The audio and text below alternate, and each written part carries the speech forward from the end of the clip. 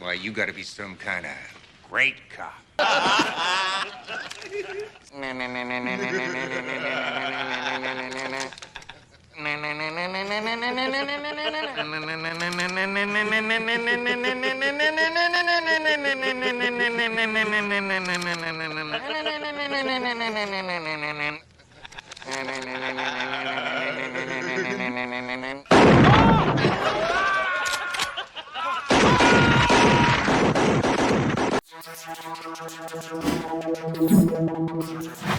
안녕하세요. 오늘은 네카이 알렉스 머피입니다. 인트로 장면에서 로보캅 1의 영상을 보셨는데요. 초등학교 시절에 극장에서 그 장면을 보고 트라우마를 겪었어요. 폴 버호벤 감독의 폭력 미학, 트라우마로 남아서 지금도 로보캅 1의 그 장면을 보기가 힘들더라고요. 어떻게 그 피규어가 네카에서 재현이 돼서 나온 거예요. 박스가 없는 이유는 피규어 박스가 많아서 버리는 경우도 있는데 박스를 제외하고 사면은 좀 더 싸게 살 수 있더라고요. 박스를 없이 구입을 해봤고요. 다행히 제품은 잘 왔습니다. 루즈가 동봉돼 있고 머피 본체가 있습니다. 이렇게 돌려서 머피 헤드를 보여드리면 머피 헤드가 2%는 부족하지만 마른 머피 얼굴을 잘 재현을 해줬어요. 로보캅 1은 오라이언 픽처스의 작품이고요. 람보 터미네이터 로보캅을 제작한 영화 제작사입니다. MGM 사나이 중소 영화 제작사였는데요. 도산했다가 다시 부활을 하게 됩니다. 피터 웰러라는 배우인데요. 영화를 찍기 위해서 50kg의 슈트를 입고 굉장히 힘들어 했었대요. 슈트를 입고 겨울에 촬영을 했는데 슈트가 다행히 두껍고 무거워서 춥지는 않았지만 좀 마른 배우였잖아요. 감독 자체도 이 슈트를 입히기 위해서 마른 배우를 원했다고 합니다. 연기도 훌륭한 배우이지만 학식도 풍부하고 노력을 하는 지적인 배우였대요. 마인 연기를 잘하기 때문에 로보캅이 움직임이나 표현을 잘 소화시킬 수 있었습니다. 폴 버호벤은 시니컬한 사회 풍자, 블랙 유머, 그리고 자본주의에 대한 비판과 작품성도 있었고요. 사회적 비난 메시지를 또 담고 있었고 피가 난무하는 폭력 미학을 적절히 잘 섞어서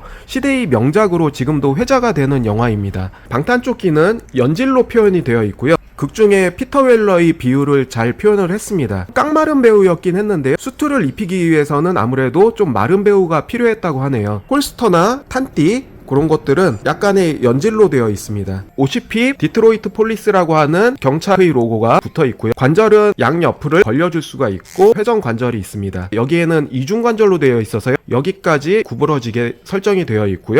손파츠는 회전되고 축관절로 연질의 손파츠가 움직이게 되어 있습니다. 방탄조끼는 연질로 되어 있고요. 허리 쪽은 앞쪽으로 여기까지, 뒤쪽으로는 여기까지, 양옆으로 요정도 360도 회전을 할 수가 있습니다. 고관절 쪽은 양옆으로 여기까지 한 개, 앞뒤로는 여기까지 한 개입니다. 무릎 쪽에도 이중관절이라 이중관절로 되어 있지만 형태가 무너지기 때문에 좀 어색해 보이기는 합니다. 이중관절 쪽에서 회전관절, 하단 부분에서 또 회전관절이 되어 있습니다. 여기까지 한 개, 그리고 또 여기까지 한 개. 축으로 돼 있어서 접지력을 높일 수 있고요. 밑에 홈이 있어서 스탠드를 꼽아줄 수 있습니다. 전체 루즈입니다. 영화상의 그 트라우마로 남았던 그 장면을 연출하기 위한 루즈기 때문에요. 잔인하다고 생각되시는 분들은 시청 중단을 하셔도 될 것 같습니다. 편손 두 파츠 외에 권총을 잡을 수 있는 손 양쪽으로 있고요. 권총이 두 자루 있어요. 영화상에서 총을 돌렸을 때 재현해주기 위해서 총을 꼽을 수 있습니다. 갱들에게 총을 맞았을 때의 고통을 표현한 헤드입니다. 헤드 표현이 좀 적나라한데요. 머피 고통이 느껴지는 헤드예요. 요 헤드가 잘 나왔는데요. 헬멧을 쓴 헤드입니다. 헬멧 표현이 잘 되어 있고 요 바이저는 투명 바이저로 올릴 수 있게 표현이 되어 있어요. 헤드 표현이 꽤 잘 되어 있고요. 이 파츠는 손에 껴주는 피가 분출했을 때의 파츠입니다. 샷건을 맞았을 때 오른손이 절단되면서 피가 튀기는 파츠로 재현이 되어 있고요. 손이 절단된 다음에 또 한 번 샷건을 맞게 되는데 오른손이 완전히 절단되면서 피가 터지는 이런 파츠가 또 재현이 되어 있습니다. 이런 표현은 네카 아니면 적나라한 표현을 해줄 수 있는 제조사가 많지는 않잖아요. 네카가 전에 더싱에서도 이런 표현을 잘 해줬었고요. 갱들에게 권총 난사를 받았을 때의 방탄조끼가 해진 모습을 또 적나라하게 표현해줬어요. 잔인한 표현이지만 네카에서는 이런 피규어까지 또 재현을 해준 거에 대해서 독특한 회사라고 볼 수 있죠. 네카 아니면은 어떤 제조사에서 이런 제품을 내줄까 생각을 해보게 되는데요. 권총을 수납할 수 있습니다. 이 부분이 연질이기 때문에 이 홀스터에 권총을 수납하고 닫아줄 수가 있고요. 헤드를 빼서 머피 헬멧을 쓴 모습으로 재현을 시킬 수가 있어요. 바이저를 올리게 되면 이런 모습으로 재현이 되고요. 바이저를 내리면 이런 모습으로 재현이 됩니다. 네카답게 인물의 이미지는 꽤 잘 잡았어요. 영화상에서 권총을 돌렸을 때의 이미지를 표현할 수 있는데요. 이렇게 이 파츠로 바꿔주고 권총을 꼽아주면 자료 화면과 같이 영화상에서 권총을 돌리던 모습을 재현할 수가 있습니다.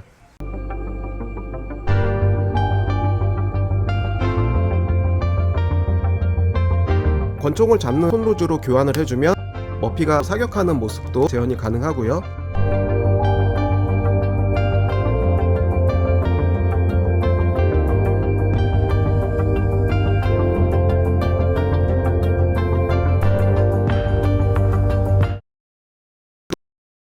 얼굴을 떼어주고요.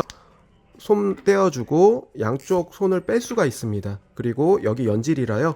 그대로 벗기게 되고요. 상반신이 노출이 되는데 상반신도 한번 살펴보면 상반신 쪽도 회전관절이 있고요. 양옆으로 이 정도까지, 앞, 뒤로 이 정도까지 움직이게 되어 있습니다. 조끼를 벗은 상태에서도 표현이 될 수 있고요. 머피 데미지 표현을 해보자면 이 상태에서 방탄조끼가 다 뚫린 모습의 파츠로 바꿔주고 닫아줍니다. 그런 다음에 고통에 절규하는 헤드로 바꿔주면 되고요. 끼워줍니다. 이런 상태만 봐도 굉장히 처절한데요. 왼팔을 껴주고요. 다시 오른팔을 껴줍니다. 오른팔을 껴준 상태에서 손목이 날아갔을 때 데미지 파츠를 껴주고요. 영화의 처절했던 장면이 떠오릅니다. 영화에서 또 2차 가해로 이어지는 샷건 피해가 있는데요. 그 부분도 잔인했었어요. 권총이 아니라 샷건으로 사람을 쐈기 때문에 폭력 수위가 굉장히 좀 높았던 영화예요. 여기서 한 번 더 그 부분을 재현해주기 위해서 이 부분을 빼고요. 관절이 살짝 들어있는 여기 축관절이 있거든요. 그 부분을 이렇게 끼워주면 여기서 살짝 움직이게 되어 있습니다. 데미지 입은 파츠도 살짝 움직이게 해놨어요. 굉장히 처절한 느낌을 재현할 수 있도록 해놨습니다. 원래 상태로 돌려주고요. 그 다음에 네카이 라스트 오브 어스 조엘 피규어와 비교해보면 거의 크기가 잘 맞고요. 그리고 맥팔레인의 로보캅 크기가 잘 맞습니다. 실제 피터 웰러의 키가 한 180 초반 정도 되더라고요. 그리고 피규어의 크기는 18.5cm 정도 나오고요.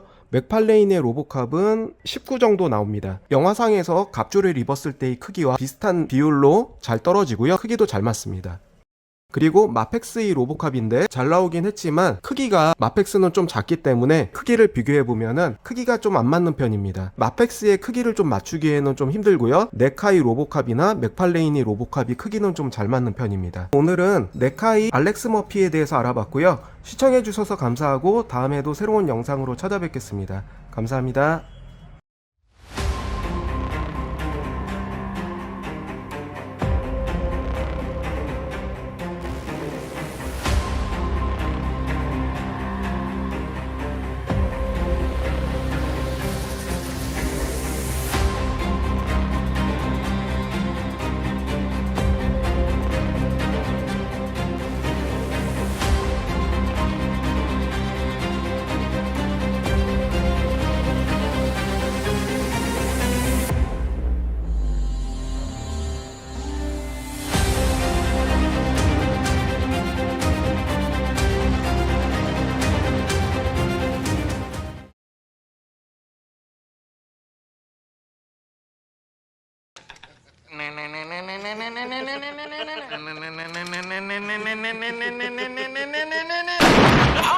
Funzo.